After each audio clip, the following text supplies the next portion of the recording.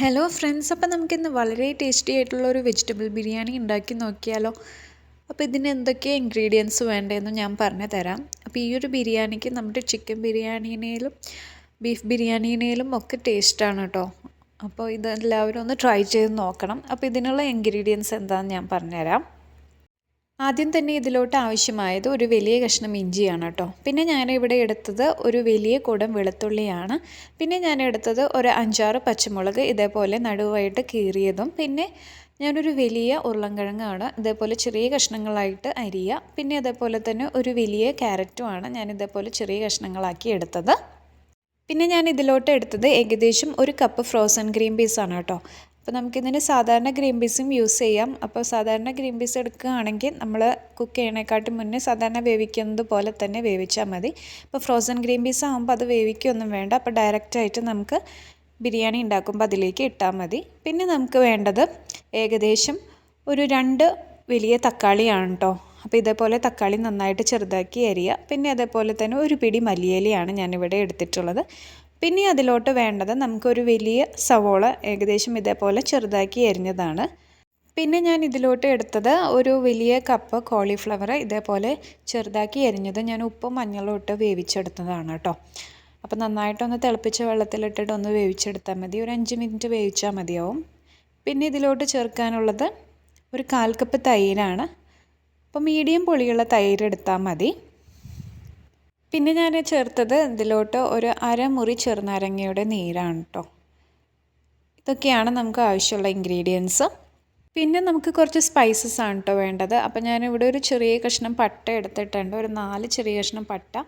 പിന്നെ ഒരു ടീസ്പൂൺ കുരുമുളക് എടുത്തിട്ടുണ്ട്. പിന്നെ അതേപോലെ ഒരു ടീസ്പൂൺ പെരിഞ്ജീരകം, പിന്നെ ഒരു 5-6 ഏലക്ക, പിന്നെ ഒരു ടീസ്പൂൺ കരയാമ്പൂവാണ് ഞാനിതിലോട്ട് എടുത്തത്. പിന്നെ ഞാനൊരു വലിയ പാൻ എടുത്ത് അടുപ്പത്ത് വെച്ചു. പാൻ ചൂടായപ്പോൾ ഞാനൊരു 4 ടീസ്പൂൺ സൺഫ്ലവർ ഓയിലാണ് ചേർത്തത്.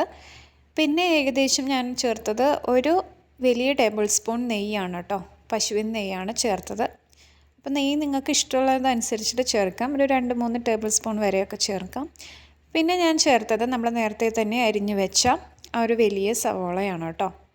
അപ്പോൾ എണ്ണ ചൂടായി വന്നപ്പോൾ സവോള ചേർത്തു. എന്നിട്ട് ഇതൊന്ന് നന്നായിട്ടൊന്നിട്ട് വഴറ്റി കൊടുക്കുക.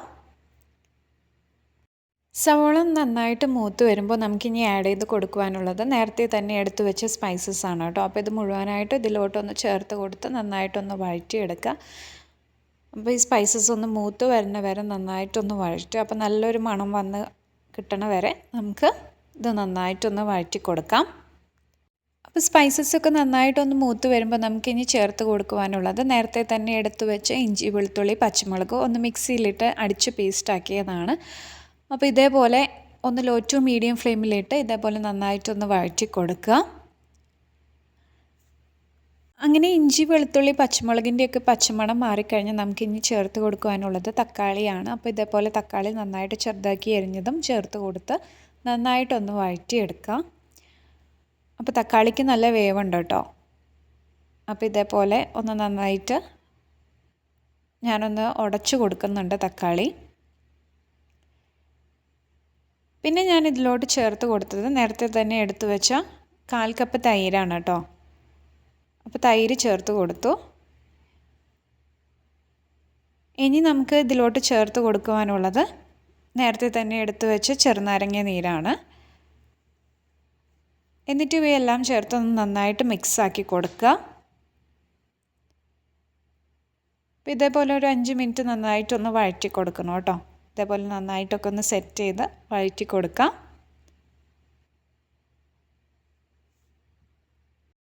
അങ്ങനെ തക്കാളിയുടെ പച്ചമണമൊക്കെ ഒന്ന് മാറിക്കിട്ടുവാൻ വേണ്ടിയിട്ട് ഞാനിതൊന്ന് അടച്ചു വെച്ച് വേവിക്കുന്നുണ്ട് കേട്ടോ.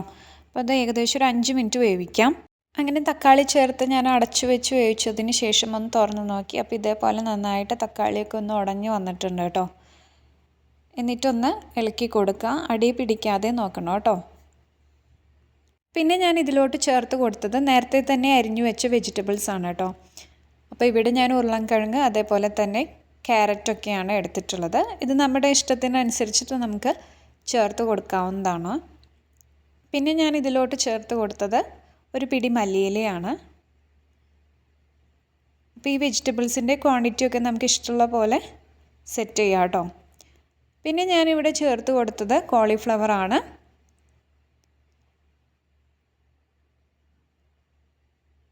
പിന്നെ ഇതിലോട്ട് ചേർത്ത് കൊടുത്തത് ഫ്രോസൺ ഗ്രീൻ പീസ് ആണ്. അപ്പോൾ ഗ്രീൻ പീസിൻ്റെ അളവ് ഞാനിവിടെ കൂട്ടിയെടുത്തിട്ടുണ്ട്, കാരണം ഞങ്ങൾക്ക് ഗ്രീൻ പീസ് വളരെയധികം ഇഷ്ടമാണ്. എന്നിട്ട് ഇവയെല്ലാം ചേർത്ത് ഒന്ന് നന്നായിട്ടൊന്ന് മിക്സാക്കി കൊടുക്കാം. അപ്പോൾ തക്കാളിയുടെ അതേപോലെ തൈരിൻ്റെയൊക്കെ പുളി വെജിറ്റബിൾസിൻ്റെ എല്ലാ ഭാഗത്തും എത്തുന്ന പോലെ ഇത് നന്നായിട്ടൊന്ന് വഴറ്റി കൊടുക്കാം.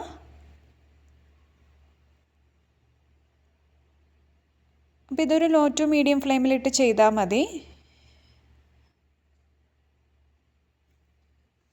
അങ്ങനെ എല്ലാം കൂടി നന്നായിട്ടൊന്ന് മിക്സാക്കിയ ശേഷം ഇനി ചേർക്കുവാനുള്ളത് കുറച്ച് പൊടികളാണ്. അപ്പോൾ ഇവിടെ ഞാൻ എടുത്തിട്ടുള്ളത് ഏകദേശം 1 ടീസ്പൂൺ ഗരം മസാലയാണ്.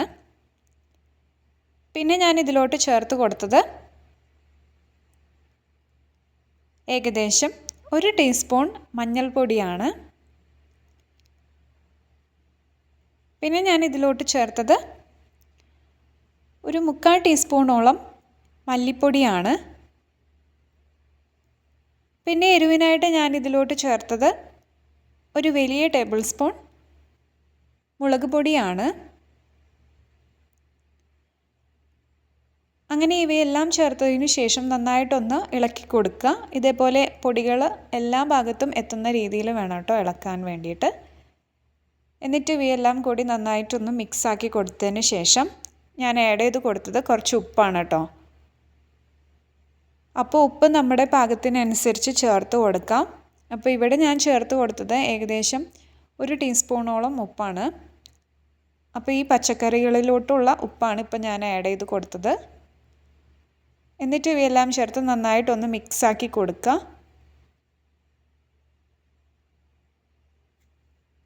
പൊടികളെല്ലാം ചേർത്തതിന് ശേഷം ഞാൻ ഇവയെല്ലാം ചേർത്ത് ഒന്ന് നന്നായിട്ടൊന്ന് മിക്സാക്കി കൊടുക്കുകയാണ് കേട്ടോ. അപ്പോൾ ഇതേപോലെ നന്നായിട്ടൊന്ന് വഴറ്റി കൊടുക്കുക. അപ്പോൾ ഈ പച്ചക്കറിയുടെ എല്ലാ ഭാഗത്തും മസാല എത്തുന്ന വിധം ഇതേപോലെ നന്നായിട്ടൊന്ന് വഴറ്റി കൊടുക്കണം കേട്ടോ. ഇതൊരു 2-3 മിനിറ്റ് വഴറ്റിയാൽ മതി. ഈ പൊടികളുടെ പച്ചമണം മാറുന്ന വരെയെങ്കിലും ഇവയൊന്ന് നന്നായിട്ടൊന്ന് മിക്സാക്കി കൊടുക്കുക. പിന്നെ അതിന് ശേഷം ഇതേപോലെ സെറ്റ് ചെയ്ത് വെച്ചിട്ട് നമുക്കിതൊന്ന് ലിഡിട്ട് അടച്ചു വെച്ച് ഏകദേശം ഒരു 10 മിനിറ്റ് വരെ വേവിക്കണം. ഇപ്പം ഞാനിത് എൻ്റെ ലിഡിട്ട് അടച്ചു വെച്ച് വേവിച്ച് പച്ചക്കറിയൊക്കെ ഒന്ന് ഞാൻ തുറന്ന് നോക്കി. ഇപ്പോൾ ഒരു 10 മിനിറ്റ് കഴിഞ്ഞിട്ടുണ്ട്. അപ്പോൾ ഇതിൻ്റെ ഇടയിൽ ഞാനിതൊന്ന് നന്നായിട്ട് ഇടയ്ക്കിടയ്ക്ക് തുറന്ന് നോക്കി ഇളക്കി കൊടുക്കണം കേട്ടോ, എന്നാലേ ഇത് അടി പിടിക്കാതെ കിട്ടുള്ളൂ. അപ്പോൾ ഞാനിതേപോലെ പച്ചക്കറിയൊക്കെ നന്നായിട്ടൊന്ന് വേവിച്ചെടുത്തു. പിന്നെ അതേ മസാല ഒക്കെ നന്നായിട്ടൊന്ന് മൂത്ത് വന്നിട്ടുണ്ട്. അപ്പോൾ മസാല മൂത്ത് വരികയും ചെയ്യണം, പച്ചക്കറി വേവുകയും ചെയ്യണം. പിന്നെ ഇത് അടി പിടിക്കാതെ നോക്കണം കേട്ടോ. പിന്നെ ഞാൻ ഇതിലോട്ട് ചേർത്ത് കൊടുത്തത് ഏകദേശം 3 കപ്പ് ബസ്മതി റൈസാണ് കേട്ടോ. അപ്പോൾ ഈ ബസ്മതി റൈസ് ഞാനിവിടെ കഴുകി വൃത്തിയാക്കി എടുത്ത് വെച്ചതാണ്. അപ്പോൾ ഇതേപോലെ 3 കപ്പ് അരി ഞാൻ ഇതിലോട്ട് നന്നായിട്ടൊന്ന് കഴുകി വൃത്തിയാക്കിയതിന് ശേഷം ആഡ് ചെയ്ത് കൊടുക്കുന്നുണ്ട്.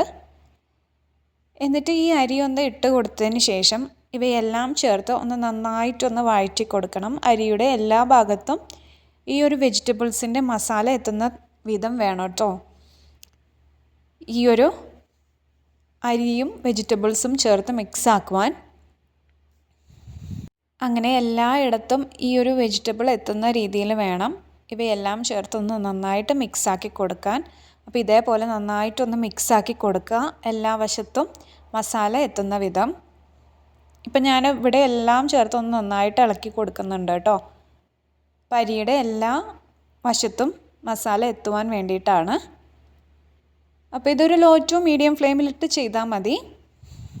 അപ്പോൾ ഇവിടെ ഞാനിപ്പോൾ ചേർത്തിട്ടുള്ളത് ബസ്മതി റൈസാണ്. അപ്പോൾ നിങ്ങൾക്ക് വേണമെങ്കിൽ ജീരകശാല അരി അതുപോലെ തന്നെ കൈമ റൈസൊക്കെ വെച്ച് ചെയ്യാം കേട്ടോ. അപ്പോൾ ഇവിടെ എനിക്ക് ഈ ഒരു അരിയാണ് ഇപ്പോൾ ഇന്ന് കിട്ടിയത്. അപ്പോൾ ഞാൻ ഇത് വെച്ചിട്ടാണ് ചെയ്യുന്നത്. അപ്പം നമ്മൾ ഈ ഒരു അരി വെച്ചിട്ട് ചെയ്യാമെന്ന് വിചാരിച്ചു. ഇനി നമുക്കിതിലോട്ട് ആഡ് ചെയ്ത് കൊടുക്കാനുള്ളത് ഈ ഒരു റൈസിലോട്ട് ആവശ്യമായിട്ടുള്ള വെള്ളമാണ് കേട്ടോ. അപ്പോൾ ഇവിടെ ഞാൻ 3 ഗ്ലാസ് അരിയാണ് എടുത്തിട്ടുള്ളത്. അപ്പോൾ 3 ഗ്ലാസ് അരിക്ക് 1 ഗ്ലാസ് അരിക്ക് 2 ഗ്ലാസ് വെള്ളം എന്നുള്ള കണക്കിൽ വെച്ച് 6 ഗ്ലാസ് വെള്ളമാണ് കേട്ടോ ഞാനിപ്പോൾ ഇവിടെ ആഡ് ചെയ്ത് കൊടുക്കുന്നത്.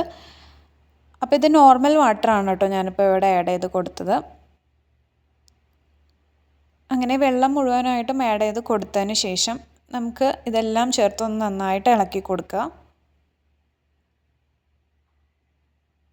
അപ്പോൾ ഇതേപോലെ നന്നായിട്ട് ഇതൊന്ന് ചേർത്ത് ഇളക്കി മിക്സാക്കി കൊടുക്കണം കേട്ടോ. അങ്ങനെ പൊടികളും അതേപോലെ തന്നെ മസാലയും അരിയുടെ എല്ലാ വശത്തും എത്തുന്ന രീതിയിൽ വേണം ഇതൊന്ന് ഇളക്കി കൊടുക്കുവാൻ വേണ്ടിയിട്ട്. പിന്നെ ഇതിലോട്ട് ഞാൻ എടുക്കുന്നത് ആവശ്യത്തിനുള്ള ഉപ്പാണ്. അപ്പോൾ ഉപ്പ് ആഡ് ചെയ്ത് കൊടുക്കുമ്പോൾ നമ്മൾ എപ്പോഴും ശ്രദ്ധിക്കേണ്ടത് ഈ ഒരു വെള്ളത്തിൽ ഉപ്പിൻ്റെ അംശം ഒന്ന് മുൻപിലായിട്ട് നിൽക്കണം. അപ്പോൾ ഇവിടെ ഞാൻ ചേർത്ത് കൊടുക്കുന്നത് ഏകദേശം ഒരു 3 ടേബിൾ സ്പൂണോളം ഉപ്പാണ്. അപ്പോഴാണ് എനിക്ക് കറക്റ്റ് ഉപ്പായിട്ട് കിട്ടിയത്. എന്നിട്ട് ഇവയെല്ലാം ചേർത്ത് ഒന്ന് നന്നായിട്ട് ഇളക്കി കൊടുക്കുക. അങ്ങനെ പാകത്തിനുള്ള ഉപ്പൊക്കെ ചേർത്തതിന് ശേഷം നന്നായിട്ടൊന്ന് മിക്സാക്കി കൊടുക്കുക. പിന്നീട് നമുക്കിതൊന്ന് അടച്ചു വെച്ച് വേവിക്കണം കേട്ടോ. അപ്പോൾ ഇതൊരു ഏകദേശം ഒരു അരമണിക്കൂറെങ്കിലും വേവിക്കണം.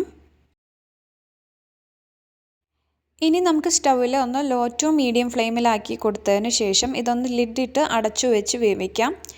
അപ്പോൾ ഒരു അരമണിക്കൂറെങ്കിലും ഇതൊന്ന് അടച്ചു വെച്ച് വേവിക്കണം കേട്ടോ. അപ്പോൾ ഇതേപോലെ അതിൻ്റെ ഹോളൊക്കെ ഒന്ന് ഞാനൊരു ടിഷ്യൂ വെച്ചിട്ട് അടച്ചു വെച്ചിട്ടാണ് വേവിക്കുന്നത്. കാരണം ആവി പുറത്ത് പോകാണ്ടിരിക്കാനാണ് കേട്ടോ.